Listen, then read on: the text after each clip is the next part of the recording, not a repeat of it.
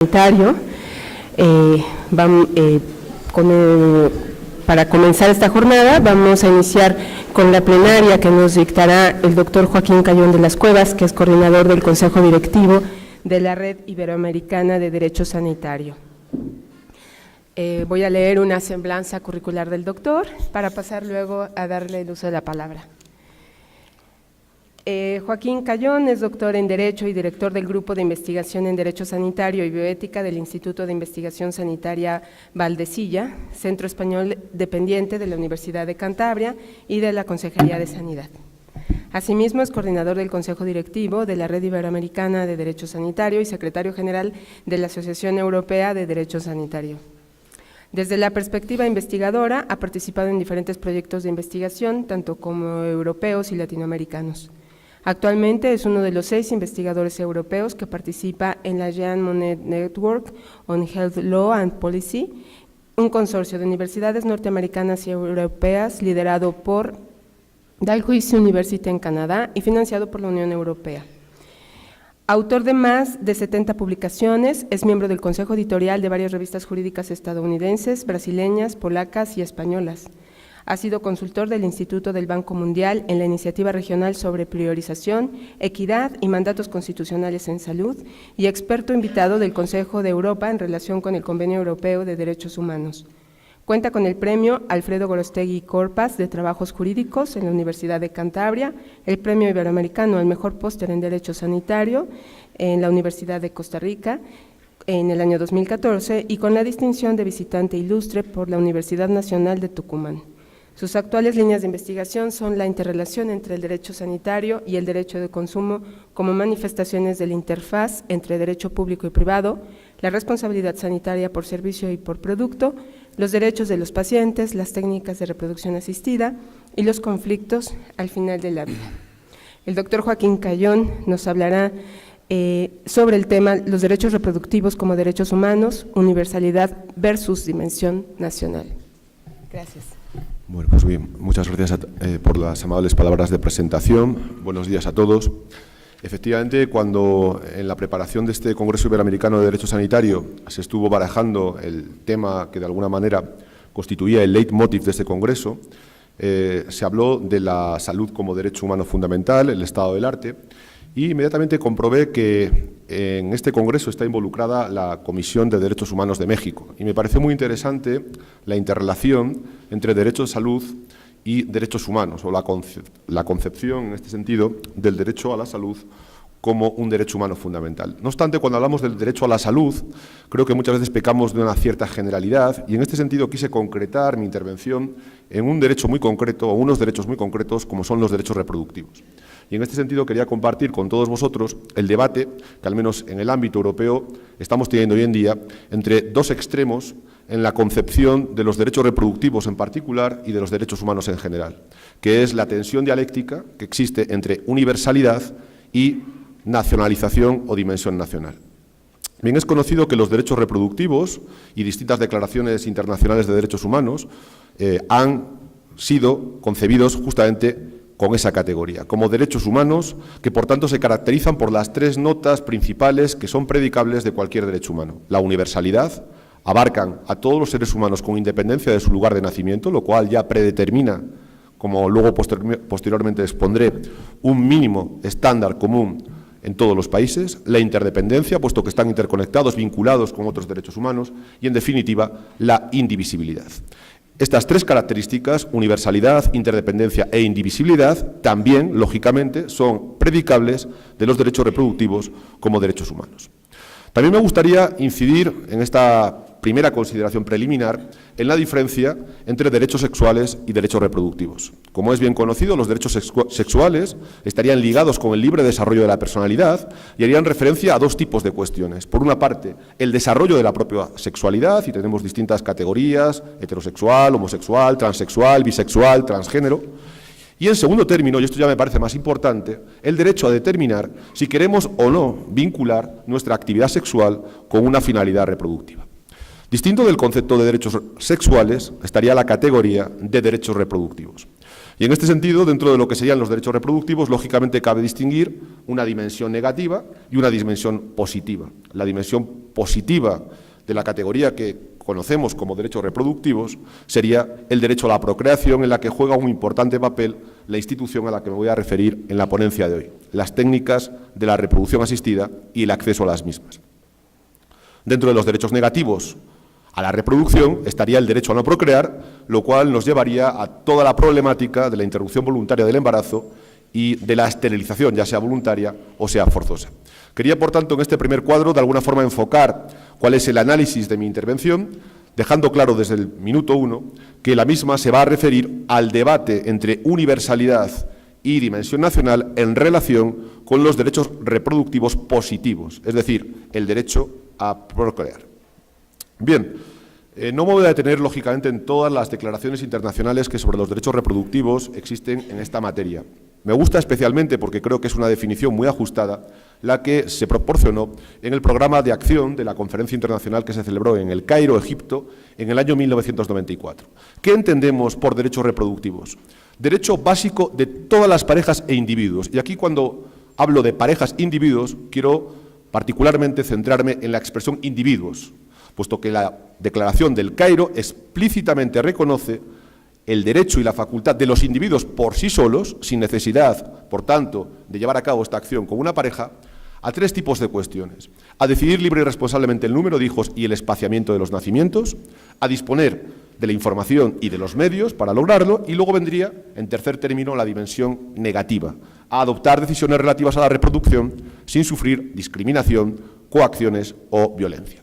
Por tanto, de esta definición del Cairo, podemos extraer como primera conclusión inicial que los derechos reproductivos no equivalen exactamente al derecho de acceso a las técnicas de reproducción asistida, que es, como digo, el enfoque sobre el que va a proyectarse esta intervención. Bien, cumplimos hoy 40 años en esta anualidad de inauguración de las técnicas de reproducción asistida. En el año 1978 tiene lugar el nacimiento de la primera bebé probeta, Louise Brown. Ven que incluso guarda cierto parecido entre la imagen de la izquierda y la imagen de la derecha, y en esta celebración de 40 años de técnicas de reproducción asistida tenemos que afirmar que ya existen en el mundo más de 5 millones de niños nacidos a través de estas técnicas. Ya no se trata, por tanto, de una cuestión puramente residual. Incluso el Premio Nobel de Medicina recayó en Robert Edwards precisamente por el desarrollo de la primera fecundación in vitro sobre Louise Brown. Las noticias en los medios de comunicación nos asaltan diariamente y, evidentemente, requieren un debate jurídico, ético, en el que están convocadas no solo las disciplinas jurídicas, sino también las disciplinas médicas y bioéticas.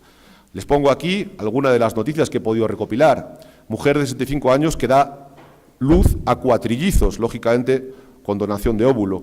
O la realidad que existe en determinados países, desde un anuncio de la Columbia University, en el que se promueve la donación comercial de óvulos y de esperma, que sin embargo no se encuentra permitido en otros países.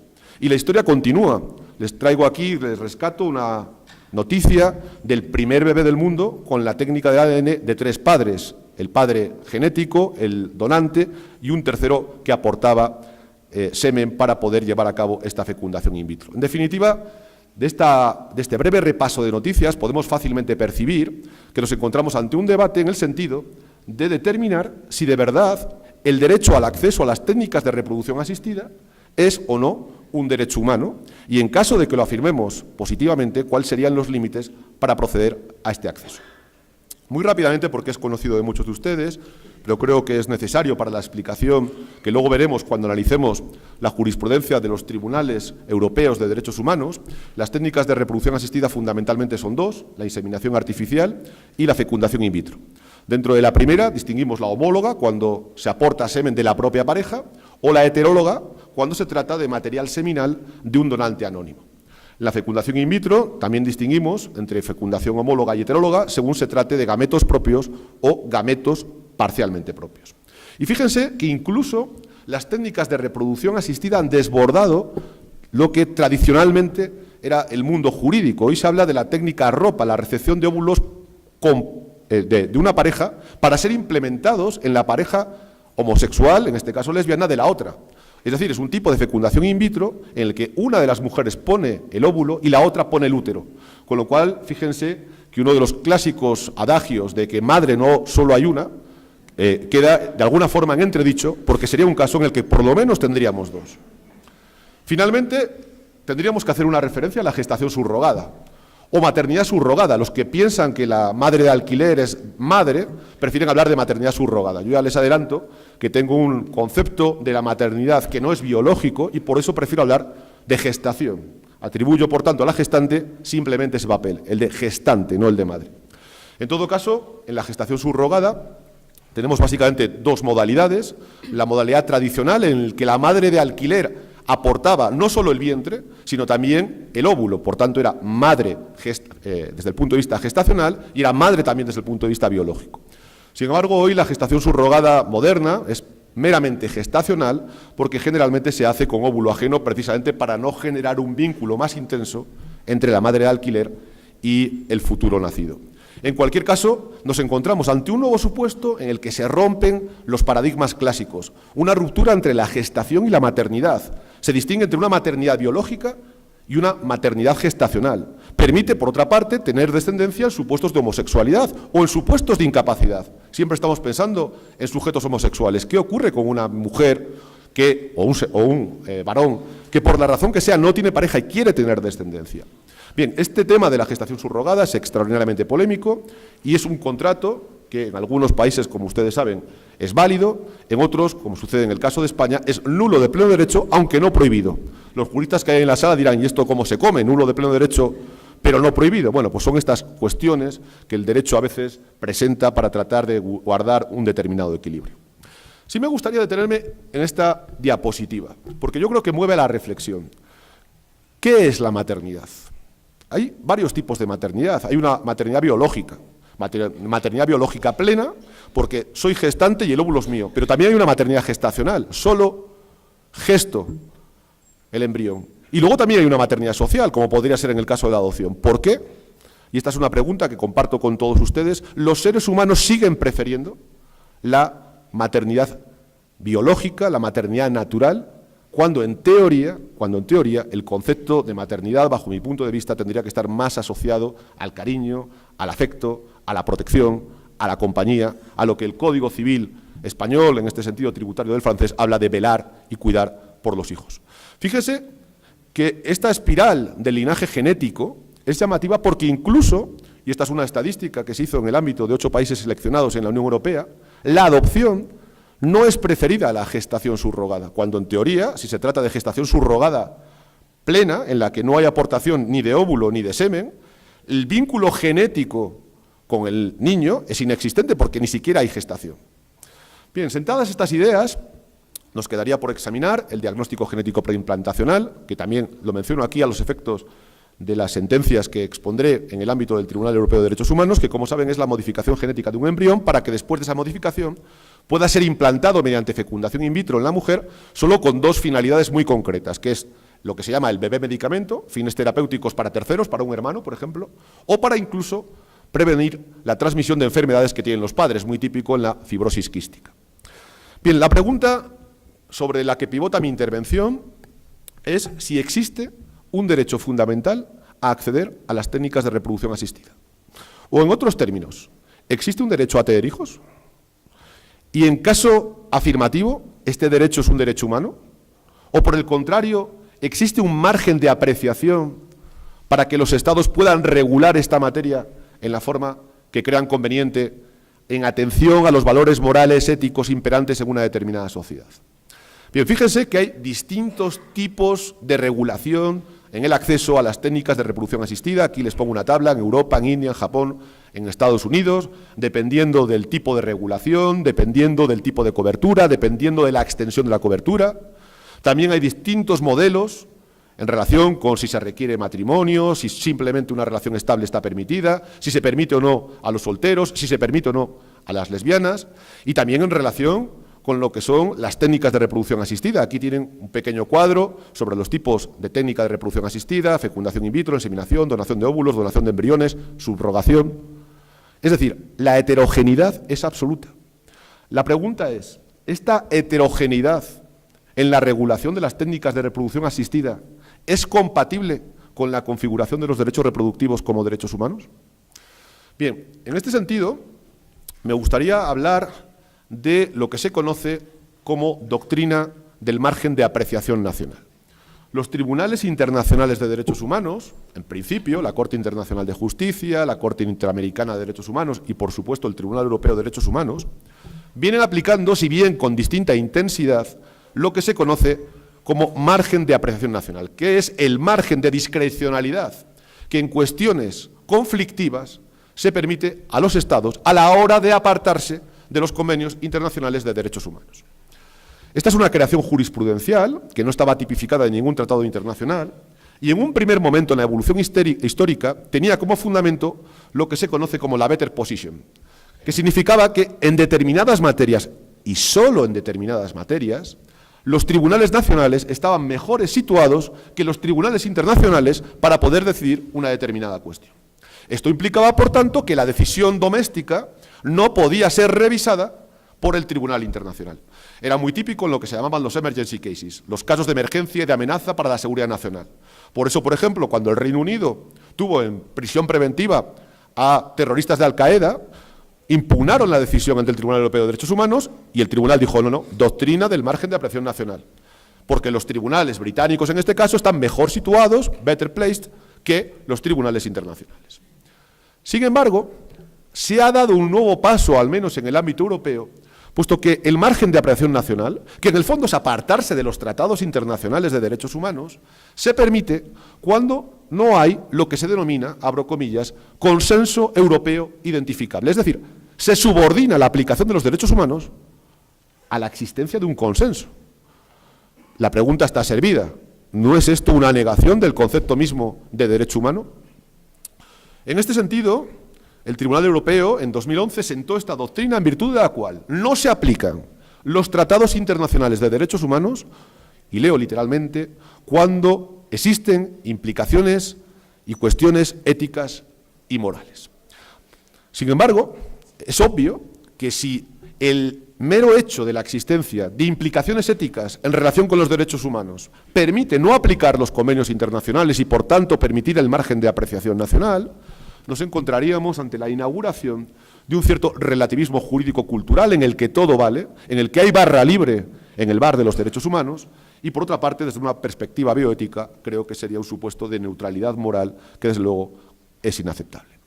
Fíjense que incluso el propio Tribunal de Derechos Humanos no lo tiene claro. ¿Cuándo permite a los Estados apartarse del propio Convenio Europeo de Derechos Humanos? Una vez dice margin of appreciation, otras veces dice que es un amplio margen, otras veces dice que es un margen estrecho. En cualquier caso, sí me gustaría compartir con ustedes muy brevemente que vean cuál es la involución que en Europa se ha producido en esta materia, de tal forma que inauguramos un nuevo concepto que yo califico particularmente de renacionalización del derecho sanitario. Hasta hace 10 años uno venía orgulloso a otros países a exponer la necesidad de internacionalizar el derecho sanitario, de crear estándares mínimos comunes aplicables a todos los países si de verdad creemos que el derecho a la salud es un derecho humano. Hoy, lamentablemente, la tendencia que traemos de Europa es la renacionalización del derecho sanitario y está directamente conectada con el fenómeno que estamos viviendo en todo el mundo de populismo, de introspección y de tendencia centrípeta en relación con las políticas públicas. Desde luego, la elección de Donald Trump o el Brexit son dos ejemplos de ello. Bien, en una primera ola, el Tribunal Europeo de Derechos Humanos frenó de alguna forma el margen de apreciación que tenían los Estados y dijo, perdone usted, pero está usted violando el derecho a la vida privada por la vía de no permitir el acceso a las técnicas de reproducción asistida. Y les pondré 3 ejemplos. ¿Tiene un prisionero derecho a acceder a la inseminación artificial o no por el mero hecho de estar en la cárcel? Bueno, pues el Tribunal Europeo de Derechos Humanos, en Dixon contra el Reino Unido, señaló, no me puedo detener en la explicación de la sentencia, que denegar a un prisionero el acceso a las técnicas de reproducción asistida iba más allá del margen de apreciación nacional que tienen reconocido los Estados. Era, por tanto, una jurisprudencia muy compatible con el carácter de la reproducción asistida como derecho humano.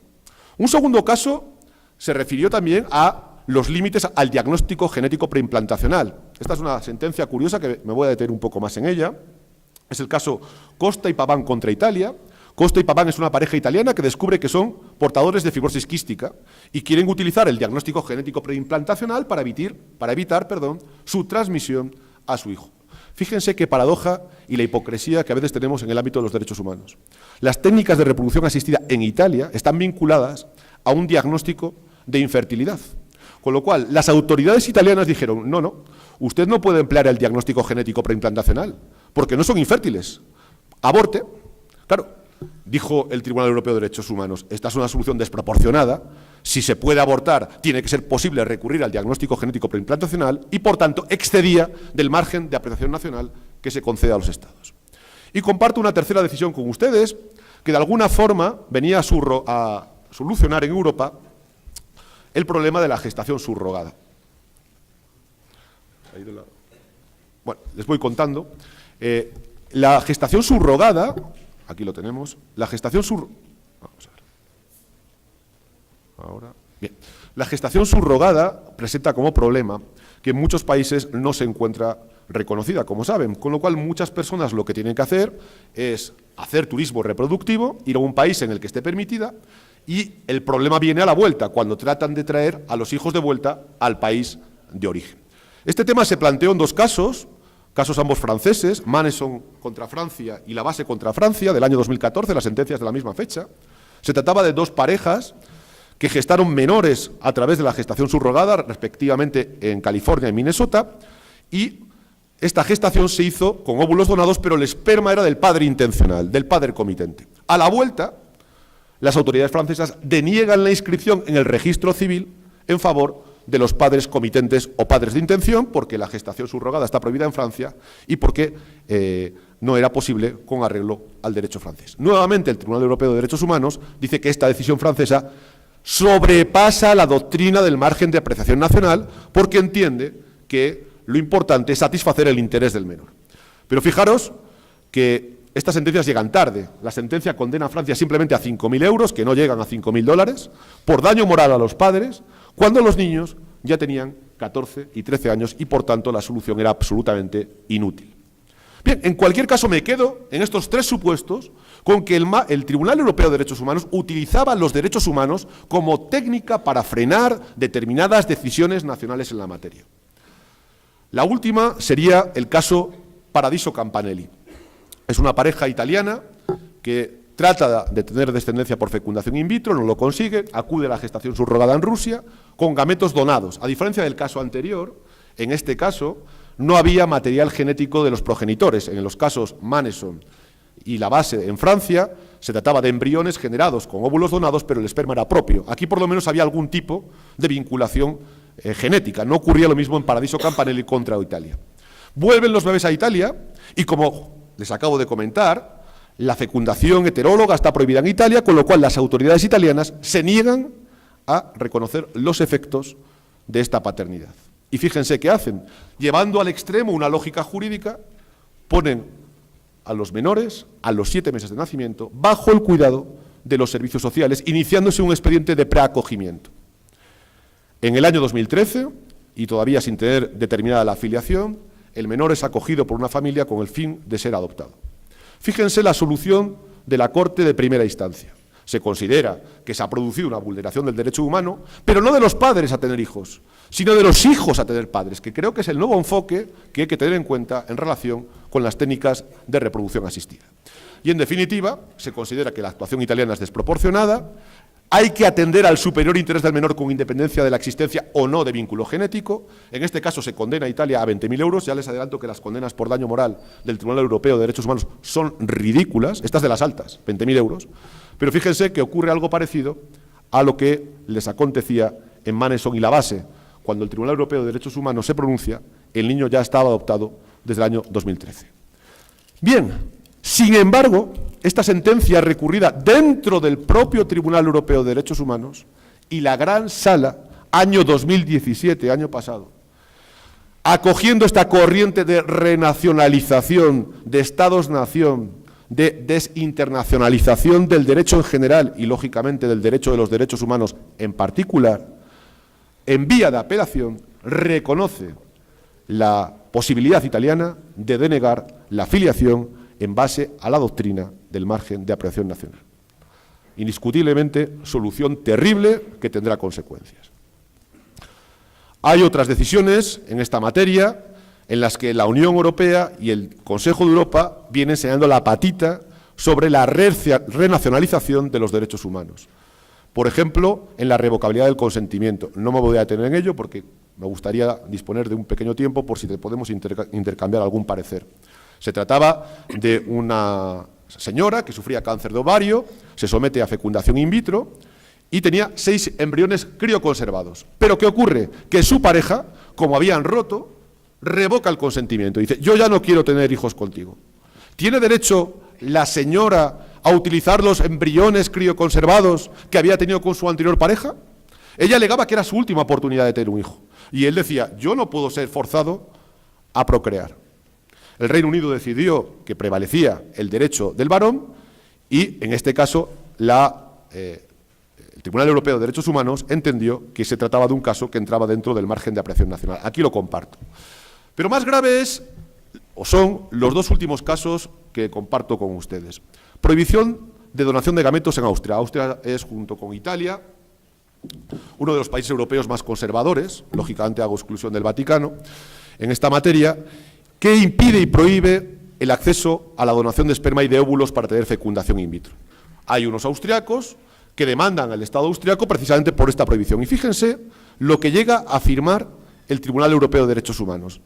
Dice, los Estados tienen un amplio margen de apreciación en esta materia. Se trata de una cuestión controvertida y, por tanto, sería compatible con los derechos humanos tanto permitirlo como prohibirlo. Pero además aquí añade lo que se conoce como la válvula de seguridad moral en materia de derechos humanos, que es terrible. Viene a decir el tribunal, la ley austriaca, en definitiva, no prohíbe al extranjero en busca de tratamiento contra la infertilidad que comprenda técnicas de reproducción asistida no permitidas en Austria. Es decir, permito en el extranjero lo que repudio en mi propia casa. ¿No es este un caso de doble moral? Y finalizo con el último supuesto, para que vean cómo andan las cosas por el viejo continente, que es un tema de donación de embriones con fines de investigación. Era una pareja que había generado embriones para reproducción, finalmente el varón fallece y la ciudadanía italiana pretende donarlos para la investigación, algo tan sencillo como esto. La ley italiana lo prohíbe. Pues bien, el tribunal nuevamente se pronuncia diciendo que la falta de consenso europeo en la materia determina que el Estado italiano ha actuado dentro del margen de apreciación nacional que hay en la materia. Por contraste, les pongo un caso, no entro en profundidades, del funcionamiento de la Corte Interamericana que me interesa desde la perspectiva del margen de apreciación nacional. Seguro que muchos de ustedes lo conocen, es el caso de Artavia Murillo contra Costa Rica en el año 2012, frente a la decisión de la Sala Constitucional de la Corte Suprema de Justicia en el año 2000 de prohibir con carácter general la fecundación in vitro en Costa Rica, que hasta entonces estaba permitida. La Corte entiende que es una injerencia arbitraria con el derecho a la vida familiar y privada, contra el derecho a formar una familia, contra el propio derecho a la igualdad entre las personas que pueden gestar sin ayuda y las que no pueden hacerlo, pero sobre todo me interesa esta sentencia porque en la Corte Interamericana se aplica muy restrictivamente, y en muchos casos ni siquiera eso, la doctrina del margen de apreciación nacional y, por tanto, es una enseñanza que debería tomar en consideración el Tribunal Europeo de Derechos Humanos. Las cosas no solo no han cambiado, sino que, como se dice en España, lo que va mal solo puede empeorar. Porque les decía al principio que el margen de apreciación nacional era una creación jurisprudencial y, por tanto, reversible. Sin embargo, uno de los principales problemas por los cuales los británicos quieren abandonar Europa, esto no es Unión Europea, es Consejo de Europa, está formado por los 47 países del continente europeo, pero uno de los principales problemas que les molesta a los británicos es el hecho de que el Tribunal Europeo de Derechos Humanos puede imponer decisiones y revisar sentencias judiciales británicas. Por eso una de las condiciones, y hicimos los europeos muy mal en comprar el producto, una de las intenciones que llevaron a cabo es por lo menos que este principio de margen de apreciación nacional quede plasmado en una norma. Y se aprobó el protocolo número 15 al Convenio Europeo de Derechos Humanos, en el que se afirma tajantemente que los Estados disponen de un margen de apreciación. Es decir, los británicos lo querían también por escrito, de poco valió. No han abandonado el Consejo de Europa, pero sí abandonarán la Unión Europea el próximo 29 de marzo de 2019. voy llegando un poco a las conclusiones de lo que quiero compartir. Si existe un amplio margen de apreciación nacional, cabría preguntarse si no estamos vaciando de contenido las convenciones internacionales de derechos humanos.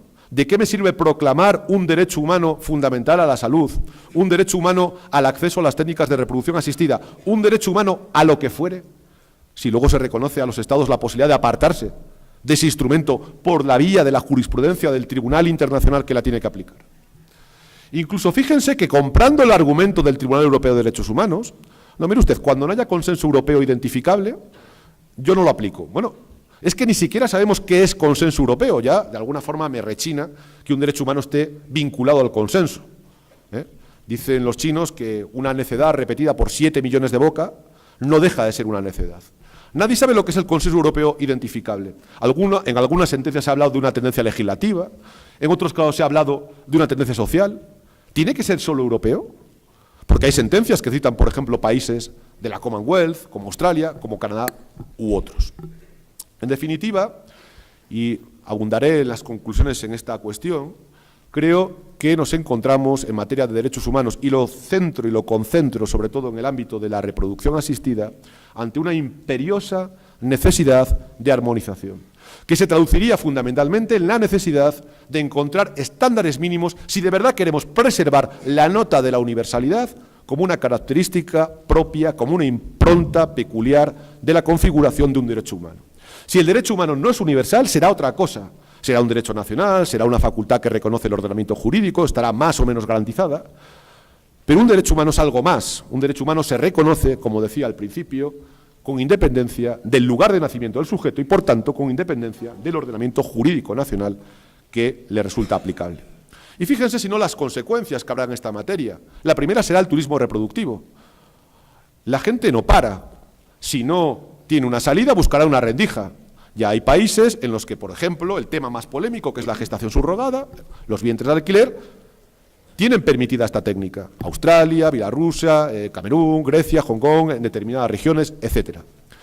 Segunda cuestión que para mí es más importante. No reconocerlo, al final va a generar inequidad.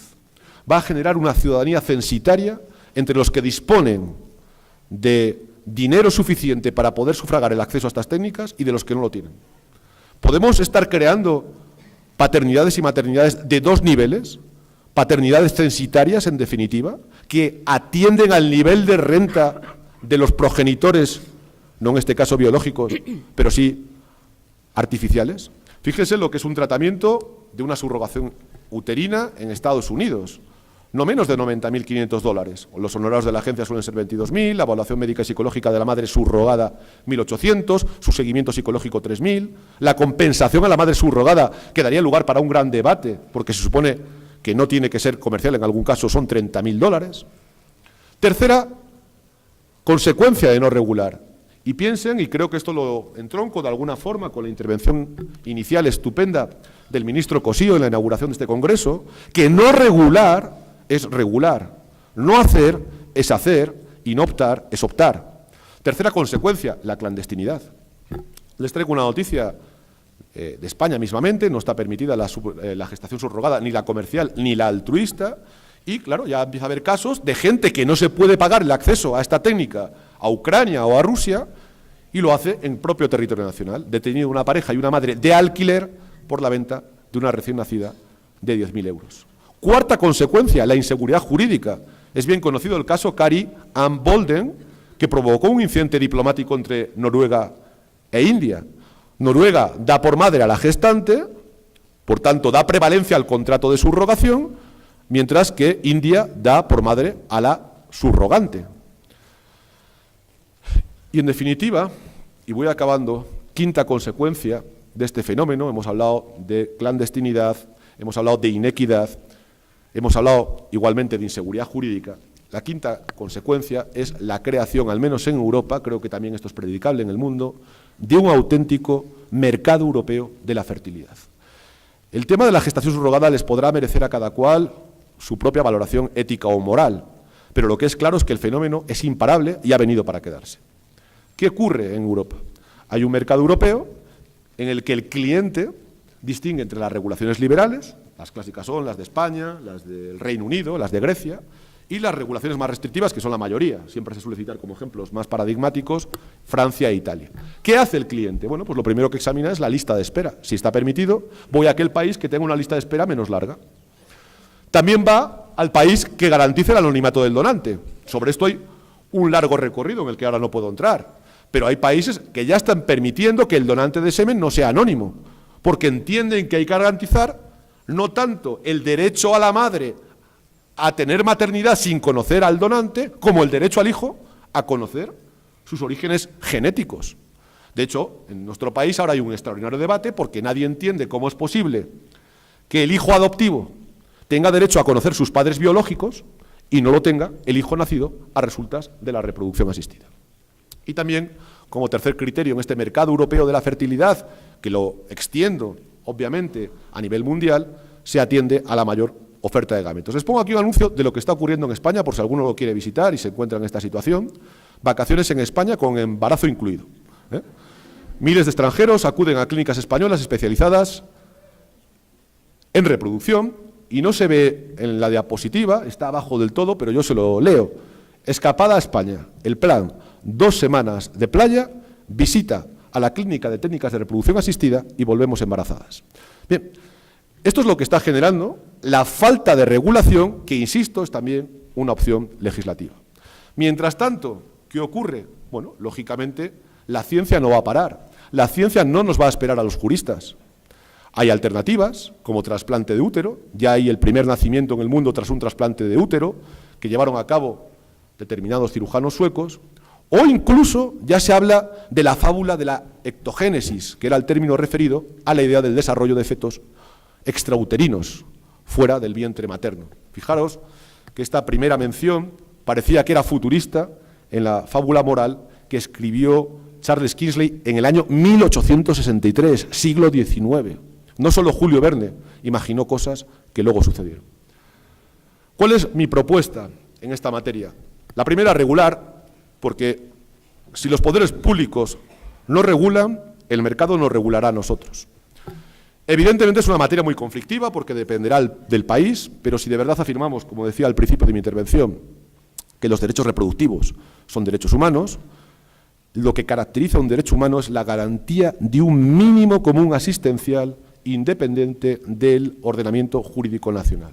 ¿Cómo podríamos en esta materia de los derechos reproductivos garantizar este estándar mínimo, los minimum common standards que hablan los ingleses? Bueno, aquí les propongo algunas vías, por lo menos incipientes, de tratar de empezar a regular esta materia: la autorregulación, los regímenes intermedios de corporaciones profesionales, al menos también tener estándares mínimos en relación con la seguridad y con la calidad de las técnicas, porque muchas veces se hacen en condiciones infames. A mí este debate me recuerda un poco a la interrupción voluntaria del embarazo hace 30 años. ¿Qué sentido tenía prohibirlo? Porque la gente al final, ¿qué hacía? Turismo reproductivo y clandestinidad. O incluso tratar de generar determinados consensos como principios generales del derecho.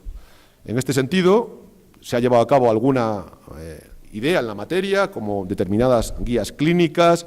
También la British Human Fertilization y la Autoridad Embriológica ha tratado de sacar algunas instrucciones en la materia. Las directivas comunitarias al menos inciden en el ámbito de la seguridad y de la calidad de las técnicas, y también tanto el Convenio de Roma como la Conferencia de Derecho Internacional Privado de La Haya ha tratado, sin éxito hasta la fecha, de buscar principios generales mínimos que puedan de alguna forma ilustrarnos en la materia a los efectos de lograr estándares mínimos en esta cuestión. Esta es mi última diapositiva, porque tampoco quiero aburrirles más de la cuenta. Y esta diapositiva, en definitiva, resume todo lo antedicho. La doctrina del margen de apreciación nacional, que es la versión jurídico-sanitaria de los tiempos que corren en el mundo, restringe claramente la universalidad de los derechos humanos cuando se aplica de forma inflacionada y, sobre todo, produce el fenómeno que quería aquí compartir con ustedes y que no sé si se produce en sus países o lo han advertido, que es el fenómeno de renacionalización de las políticas públicas, renacionalización del derecho y, por tanto, también del derecho sanitario, que no iba a estar ajeno a esta nueva corriente centrípeta y endogámica de las políticas públicas. Por tanto, concluyo con un llamado a una posible tarea que tienen las investigaciones jurídicas en este ámbito en el futuro, que no es otra que lograr una armonización de mínimo si de verdad queremos afirmar que los derechos reproductivos son propiamente derechos humanos. Muchas gracias.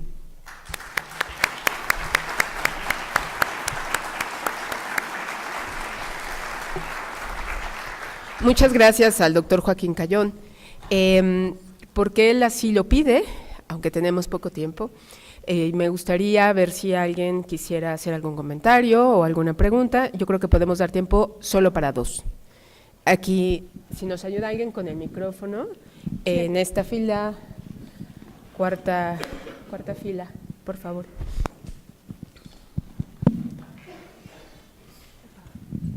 Muchas gracias, doctor. Buenos días. Soy Rosa Elvira Vargas, de la Facultad de Derecho de la UNAM. Tengo una duda, realmente son 2. Cuando hablamos de la doctrina del margen de apreciación nacional, ¿lo podríamos equiparar a lo que en derecho internacional privado se denomina como orden público, que se refiere a una excepción de la aplicación? En el caso de México lo tenemos regulado en la legislación, en el Código Civil Federal, y en ese nos dice que cuando es una excluyente para la aplicación del derecho extranjero. Y la segunda, ahora que mencionaba el trabajo que está realizando la Conferencia de La Haya sobre Derecho Internacional Privado en el tema de gestación subrogada, ¿usted considera viable que se pueda trabajar esta búsqueda de armonización mínima a través de una ley modelo? Porque nos queda claro que difícilmente podríamos llegar a un tratado en donde todos nos podemos poner de acuerdo. Muchas gracias. Muchas gracias por sus preguntas, antes ambas interesantísimas y muy interesantes. Bien, orden público y doctrina del margen de apreciación nacional. Sí veo una clarísima relación, en el sentido que expondré. Al igual que sucede en España, me imagino que en el orden jurídico mexicano el orden público es una de las excepciones que permite la inaplicación de otro ordenamiento jurídico. Claro, ¿qué ocurre con el orden público o qué es el orden público? El orden público se podría definir como el conjunto de principios que son consustanciales a un ordenamiento jurídico cuya inaplicación desnaturalizaría el propio ordenamiento jurídico. Yo siempre, para explicar el tema del orden público, pongo un ejemplo, que es el que me pusieron cuando yo estudiaba Derecho en la facultad, que era la indisolubilidad del matrimonio. Cuando España era una dictadura, bajo el régimen franquista, el principio de indisolubilidad del matrimonio formaba parte del orden público español. Y eso llevaba a la negativa a aplicar el divorcio, porque era contrario al orden público de un Estado dictatorial, si quieren, pero el principio o el concepto de orden público era perfectamente aplicable. Claro, ¿existe un derecho al divorcio? Evidentemente que existe. Sí creo que hay una relación muy directa, porque por la vía de configurar este concepto jurídico indeterminado, orden público, como criterio rector de las legislaciones nacionales, se podría llevar al siguiente paso. No, mire usted, es que esto forma parte de mi orden público. ¿Qué es orden público en muchos casos? Cuestiones morales, cuestiones éticas, en las que precisamente el Tribunal Europeo de Derechos Humanos reconoce la doctrina del margen de apreciación nacional.